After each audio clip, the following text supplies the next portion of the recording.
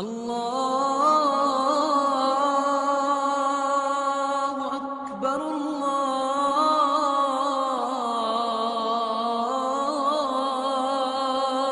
اکبر۔ یہ احسان خدا بندی ہے، اللہ نے ہمیں وہ نبی عطا کیا ہے جس کے لیے نبیوں نے بھی دعائیں کی ہیں۔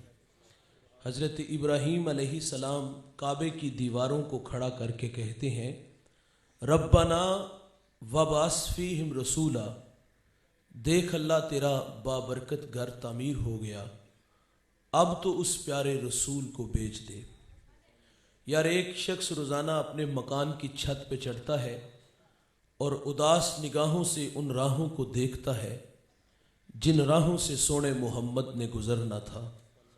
اس کی بے چینیاں اضطراب کچھ یوں تھا، وہ زبان حال سے کہا کرتا تھا کہ کیریاں میں کیریاں، درد و غم دی کیریاں، اڈیاں چک چک راواں ویکھاں تیریاں۔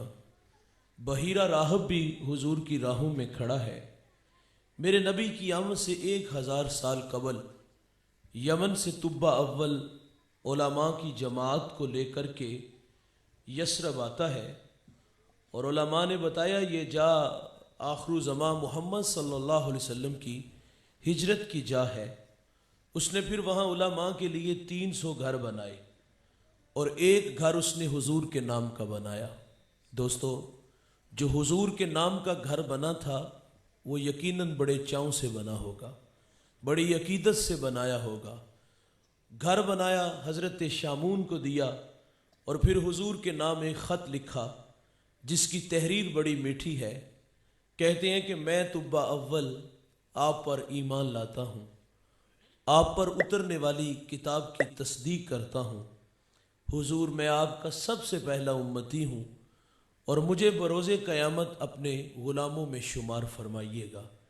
خط لکھا، شامون کو دیا، اور احساس ذمہ داریاں کھینچ کے یمن لے جاتی ہیں۔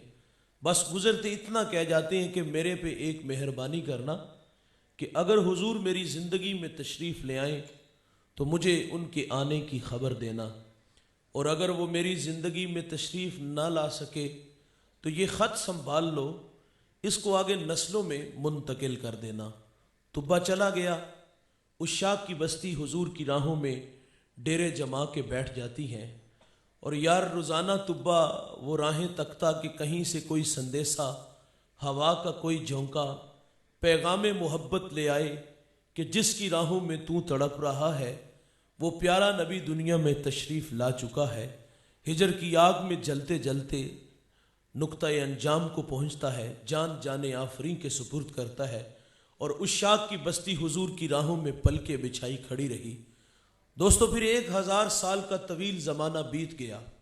میرے آقا دنیا میں تشریف لے آتے ہیں، مکہ سے ہجرت کر کے مدینہ تشریف لاتے ہیں، تو مدینہ والے والہانہ استقبال کرتے ہیں۔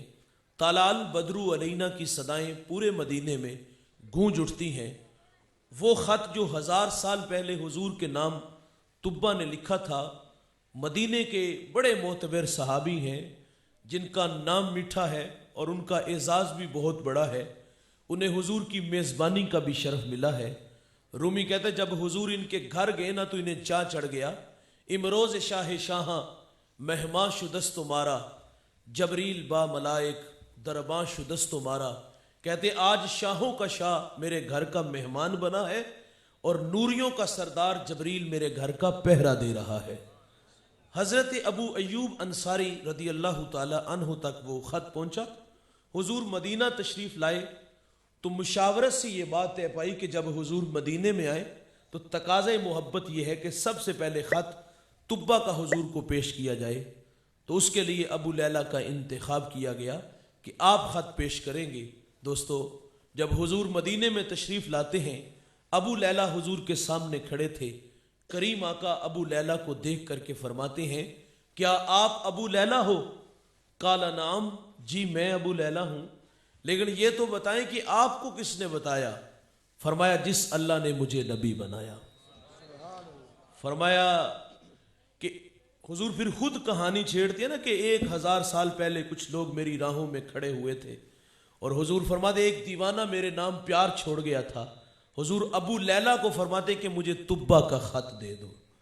یار کتنے لوگ حضور کی راہوں میں کھڑے ہیں، طبہ حضور کی راہوں میں، بحیرہ راہب حضور کی راہوں میں، عشاق کی بستی حضور کی راہوں میں، اللہ کے خلیل اللہ کا گھر بنا کے کہتے ہیں ربنا وابعث فیہم رسولا، دیکھ اللہ تیرا بابرکت گھر تعمیر ہو گیا، اب تو اس پیارے رسول کو بھیج دے۔ دوستو سوال ہے آپ سے، مجھے بتائیے گا کیا ہمیں تہجد کے وقت اٹھنا پڑا، ٹھنڈے پانی سے وضو بنانا پڑا، مصلی بچھانا پڑا، پیشانی جھکانا پڑی، منت سماجی کرنا پڑی؟ نہیں دوستو، ہم سوئے ہوئے تھے، بخت سولا نکلا، ہمیں باد صبا کے جھونکوں نے پیغام دیا، مدینے سے ٹھنڈی ہواؤں نے یہ سندیسے دیے، آنکھ کھلتی ہے تو ماحول میں تازگی، خوشبو، رونق اتنی پھیلی تھی، آنکھ کھلتے ہی آنے والا آتا ہے اور گزرتے ہمارے کانوں میں یہ پیغام دے دیتا ہے کہ تمہیں مبارک ہو کہ تم محمد کے غلام بن کر آ رہے ہو۔